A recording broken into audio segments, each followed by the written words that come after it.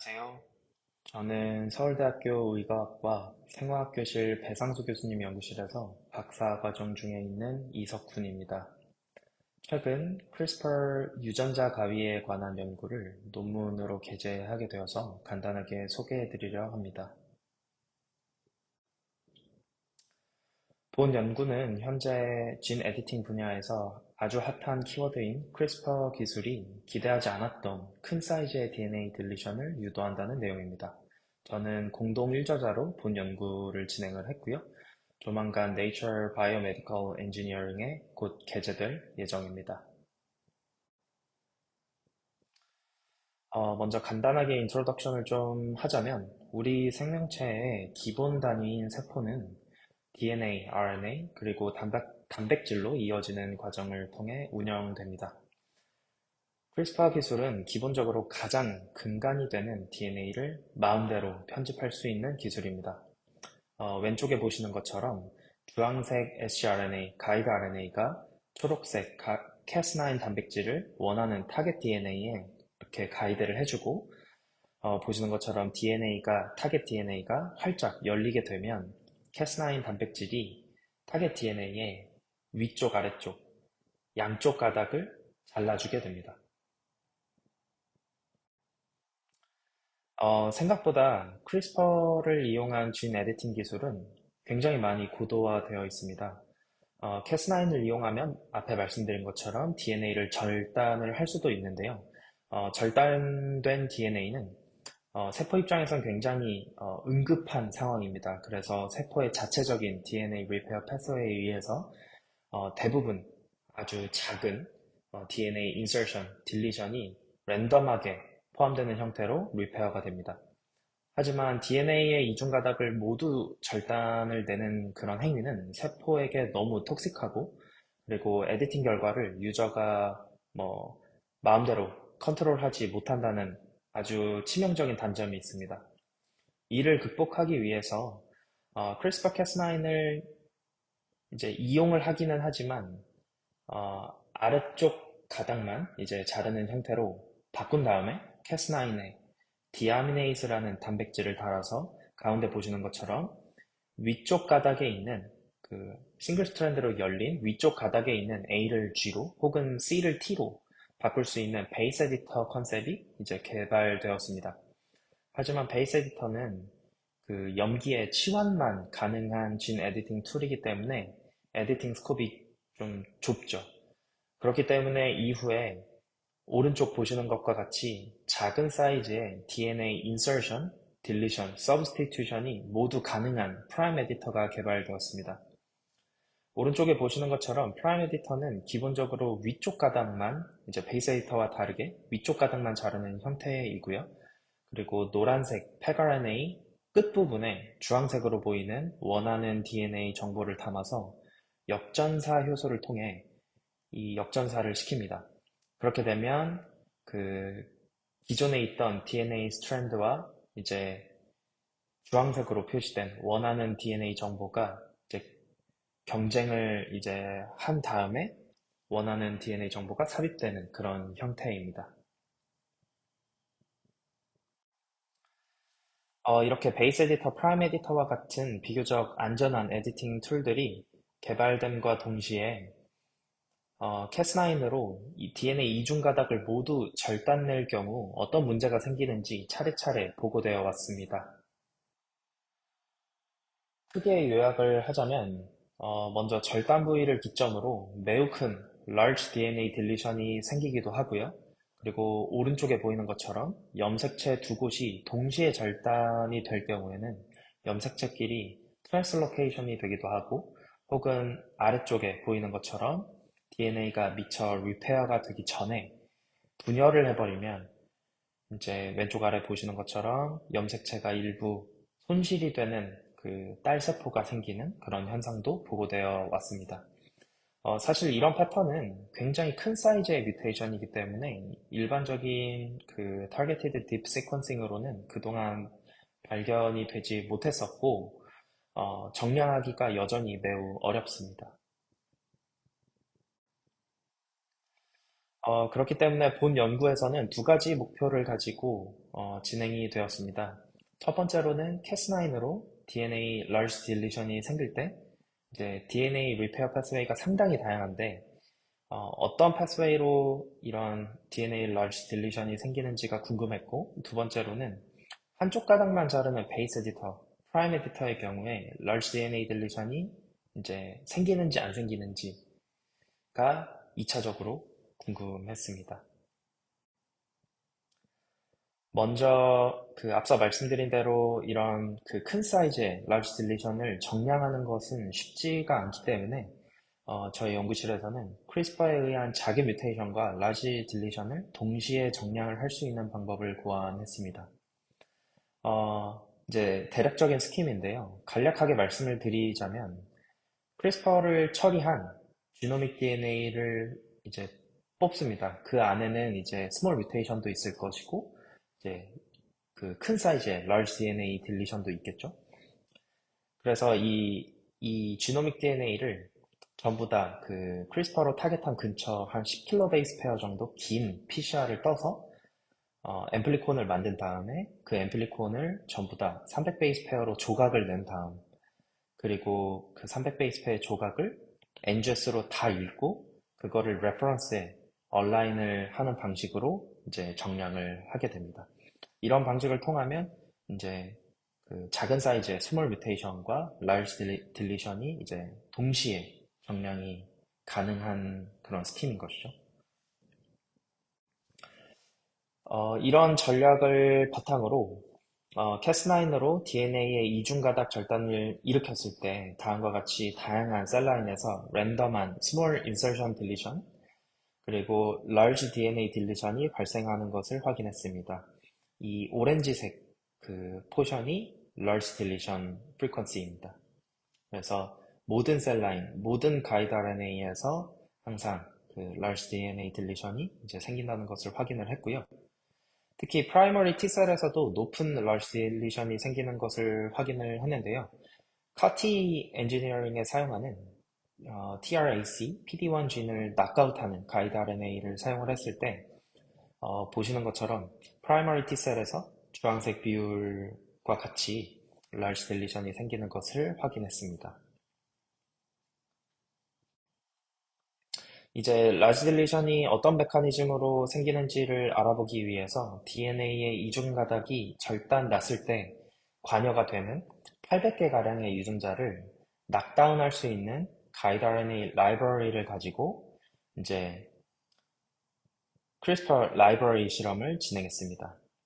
한 개의 세포당 한 개 유전자가 낙다운 되게 만든 다음에 Cas9으로 DNA를 자르게 되면 그때 이제 large deletion frequency가 어떻게 변하는지를 보는 거죠.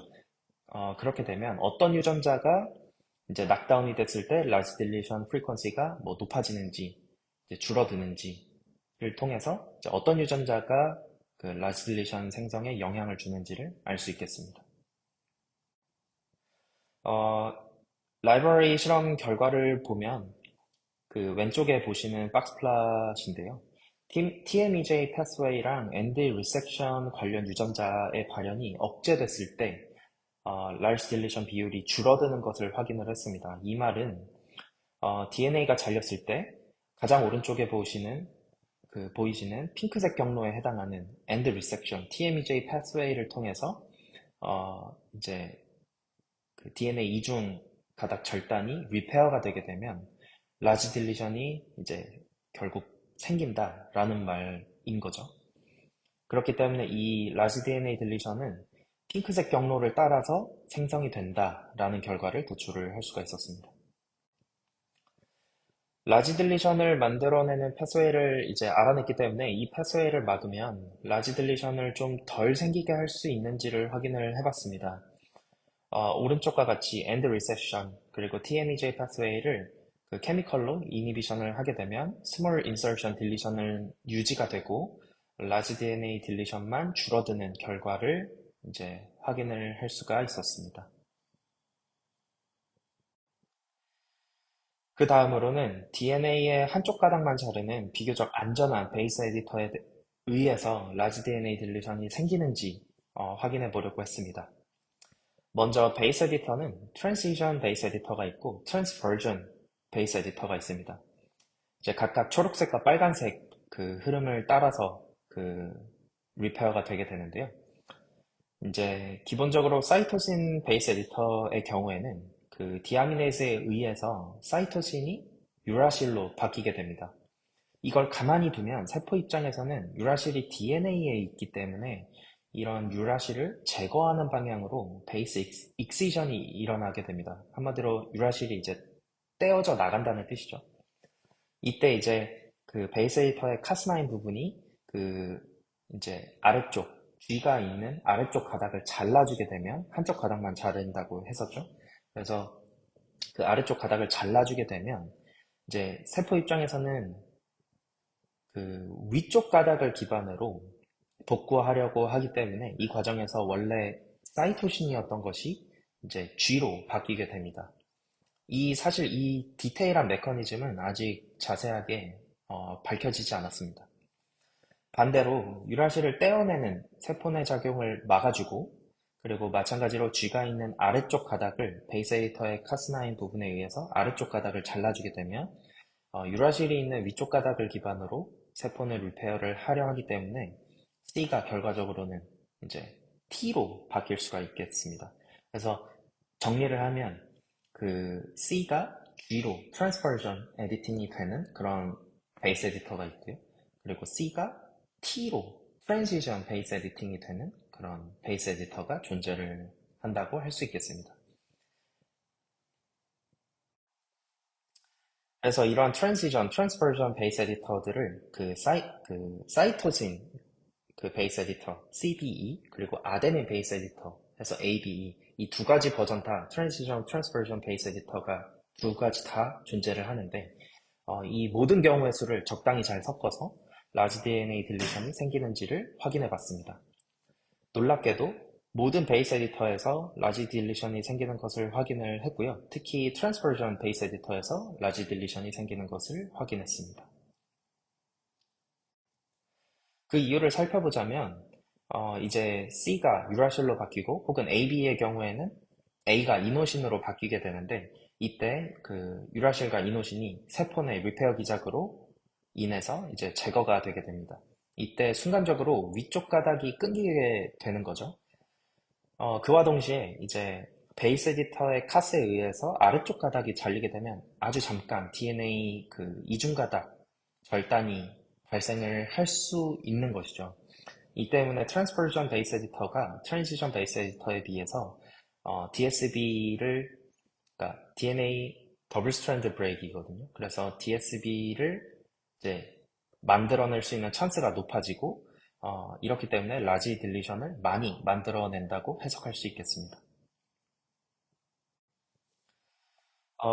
이렇게 트랜스퍼전 베이스 에디터에 의해서 DNA 이중 가닥 절단을 만들면 그 이후에 또 이어지는 패스웨이가 있는지를 확인을 해봤습니다. 앞서 캐스9과 마찬가지로 그 TMEJ 패스웨이에 큰 기여를 하고 있는 폴큐 프로틴을 이제 망가뜨리는 그 진을 녹아웃을 했을 때 large DNA 딜리션이 줄어드는 것을 확인했습니다. 즉 베이스 에디터가 이제 이중가닥 절단을 만들게 되면 이후 과정은 어느 정도 캐스9과 이제 동일한 과정을 통해서 라지 딜리션이 생긴다는 뜻이죠. 그래서 TMEJ 패스웨이를 억제하는 약물을 똑같이 트랜스퍼전 베이스 에디터에 쳤을 때 오른쪽에 보시는 것처럼 사이토신 서브스티튜션 레이트는 유지를 하고 라지 딜리션을 좀 덜 생기게 할 수 있는 결과도 얻었습니다. 마지막으로 프라임 에디터입니다. 프라임 에디터의 기본형은 P2입니다. 초반에 설명드린 것처럼 DNA 위쪽 가닥만 잘라서 에디팅이 포함된 DNA를 이제 원하는 사이트에 넣어주게 되는데, 다만 보시는 것처럼 이제 왼쪽 위에 보시는 것처럼 이제 플랫 이퀄리브레이션이라든지 아니면 마지막 DNA 리페어 과정에서 에디팅 효율이 프라임 에디팅 효율이 매우 떨어질 수가 있거든요. 이게 사실 프라임 에디터의 좀 고질적인 문제였습니다. 따라서 이제 효율을 높이기 위해서 아래쪽처럼 어디셔널한 니킹 가이드 RNA를 넣어줘서 반대쪽 가닥도 이제 잘라주는 그 P3 전략을 쓰기도 하고, 이제 오른쪽에 보시는 것처럼 페가라네이의 라이프 스팬을 늘려주기 위해서 페가라네이 끝부분에 그 헤어핀을 달아주는 엔지니어드 페가라네이, 즉 E 페가라네이를 사용하기도 했습니다. 하지만 이런 어디셔널한 니킹 가이드 RNA나 E-PEG RNA의 경우에는 프라임 에디팅 효율을 높여주는 그런 결과도 있지만 반대로 이제 large DNA 딜리션을 이제 만들 수도 있겠다는 생각을 했습니다. 그래서 우선 그 P2와 P3의 large deletion을 정량을 해본 결과 P2, P3에 의한 large deletion이 전부 발생하는 것으로 확인이 됐고 위아래 스트랜드가 모두 잘리는 P3 전략이 예상대로 더 많은 라지 딜리션을 생성하는 것을 확인을 했습니다. 추가적으로 오른쪽에 보시는 것처럼 P3 전략에다가 그냥 일반 페가라네이 대신에 이 페가라네이를 사용을 하게 되면 이 페가라네이가 페가라네이에 비해서 더 오래 머물면서 DNA 이중가닥 절단 확률을 높여주기 때문에 일반적인 페가라네이를 사용을 할 때보다 라지 딜리션 비율이 높아지는 것을 같이 확인했습니다.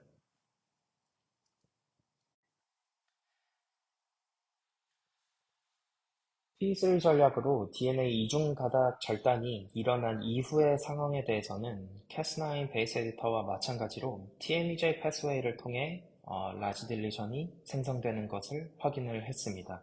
즉 TMEJ 리페어 패스웨이를 좀 망가뜨리면 그러면 라지 DNA 딜리션이 줄어든다는 것이죠. 그래서 이를 통해서 그 똑같이 TMEJ 패스웨이를 블락을 하는 케미컬을 치게 되면 이제 프라임 에디팅 중에 생기는 라지 DNA 딜리션을 좀 줄일 수 있다는 결과도 같이 확보를 했습니다. 마지막으로 디스커션입니다. 크리스퍼는 매우 쉽고 유용한 툴인 만큼 그 특성을 잘 알고 이용해야 됩니다. DNA는 한 번 바뀌면 영구적으로 바뀌기 때문에 어떤 바이 프로덕트가 생기는지, 어떻게 생기는지 유저가 잘 알고 사용을 해야 하고요.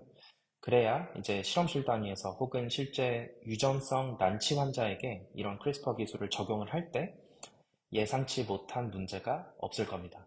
이러한 차원에서 본 연구는 Cas9 베이스 에디터, 프라임 에디터가 전부 라지 딜리션을 생성할 수 있음을 밝혔고 이와 연관된 리페어 기전을 확인을 했습니다. 다만 이제 그 본 연구에서 베이스 에디터, 프라임 에디터의 그 라지 딜리션에 기여를 하는 기전 연구가 조금 부족하다고 스스로 생각을 합니다. 따라서 후속 연구에서 이 부분을 좀 더 디테일하게 확인을 해 봐야겠습니다. 네, 지금까지 발표 내용이었고요. 경청해 주셔서 감사합니다.